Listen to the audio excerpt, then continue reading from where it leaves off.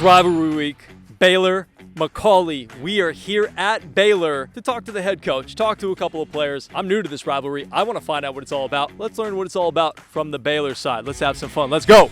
All right, it's rivalry week. We are here at Baylor, and we're talking with Phil Massey, head football coach at Baylor. Coach, thanks for having us. First and foremost, you guys are off to a 5-1 start this year. It's about halfway through the season.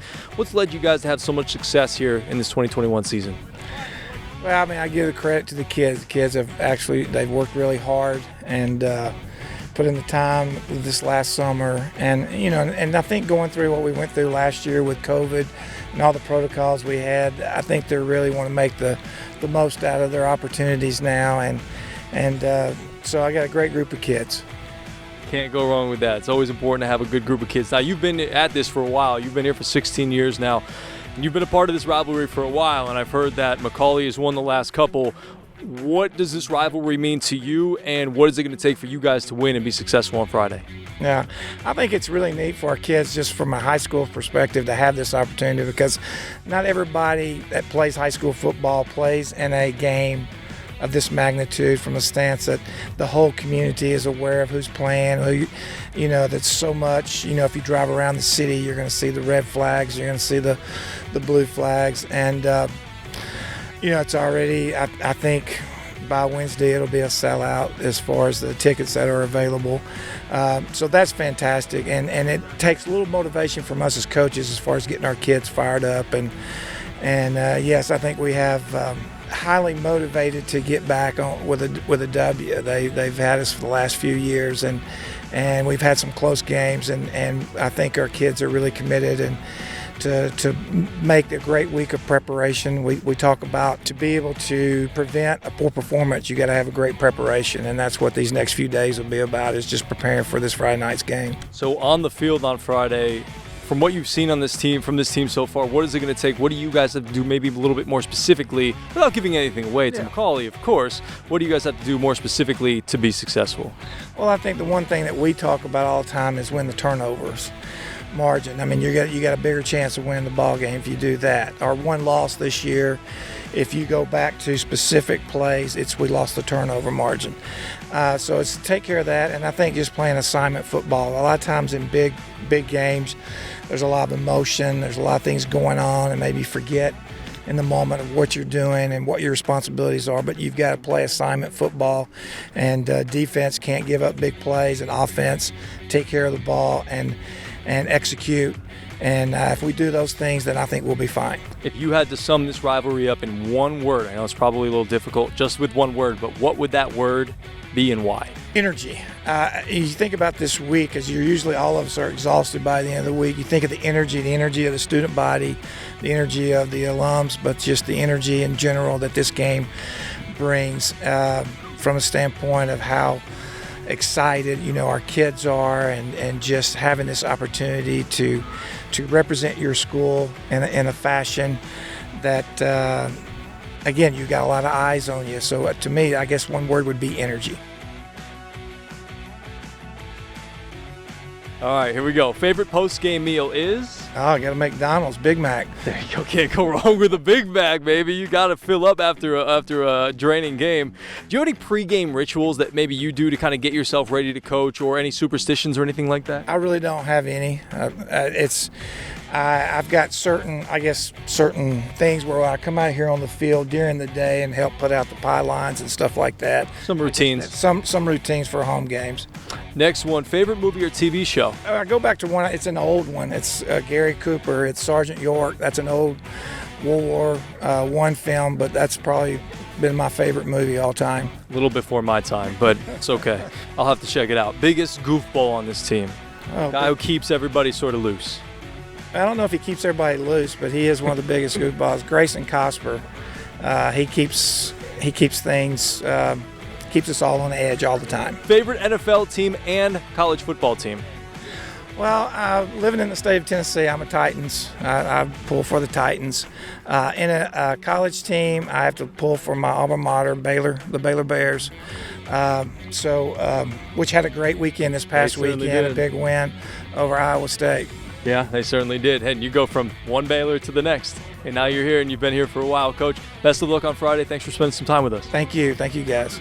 All right, we're here at Baylor, and we are with senior wide receiver Carson Yates. It's rivalry week, man. We have to talk to you guys, of course. First and foremost, what's this rivalry mean to you? You're a senior. You've been a part of it. I assume they've been telling me they've won the last 5 meetings, so you haven't beaten them yet. How big is this for you? It's really big coming into my senior year. I really do not like McCallie at all, and so I just want to beat them at their place. I don't want to beat them here. I want to beat them at their place, so it really hurts them more. But it means a lot playing them and not beating them. Just want to overcome that and get a dub. What's it going to take for you guys to be successful on Friday night against them and get that dub in their stadium? It takes a lot of preparation. We've been doing it for about a week now. We get another week to properly prepare and win the turnover battle and just execute. You have any pregame rituals or superstitions? No pregame rituals. After every touchdown, I like to open up a pack of Skittles and take some. Been doing that for the past couple games, and it's been working. So okay, Marshawn Lynch. Yeah. maybe in college you get sponsored by Skittles or something like that. The NIL is a beautiful thing now. Go-to post-game meal. Taco Mac, place downtown. Philly cheesesteak with double fries. There you go. Can't go wrong with that. If you could play any other position on the field, what would it be and why? Safety, so I could go downhill and rock some people.